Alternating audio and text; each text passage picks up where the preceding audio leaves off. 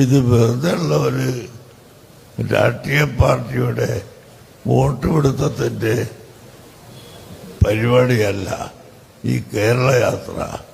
അള്ളാഹുവിൻ്റെ ദീൻ ഇവിടെ നിലനിൽക്കാൻ വേണ്ടി ആവശ്യമായ ഒന്ന് മാത്രമാണ്. അതുകൊണ്ട് നിങ്ങൾ അള്ളാഹുവിൻ്റെ അടുക്കൽ നമുക്ക് സവാബ് ഉണ്ടാകും എന്ന് നമുക്ക് പ്രതീക്ഷിക്കാവുന്ന ഒരു മജ്‌ലിസാണ് എന്നുകൂടി ഞാൻ നിങ്ങളെ ഓർമ്മപ്പെടുത്തുന്നു. ആരെങ്കിലും ചിന്തിക്കും ചിലപ്പോൾ ഞങ്ങളിങ്ങനെ ഒരു കേരള യാത്രയിൽ പോയിട്ട് ഞങ്ങൾക്ക് ആഖിറത്തിലേക്ക് വല്ലതും കിട്ടാറുണ്ടോ? തീർച്ചയായും കിട്ടും ഇൻഷാ അല്ലാഹ്. നാം ഇവിടെ നിലനിൽക്കുന്നത് അള്ളാഹുവിൻ്റെ ദീൻ നിലനിൽക്കണമെങ്കിൽ ഈ വിശ്വാസവും ഈ പ്രവർത്തനവും അനിവാര്യമാണ്.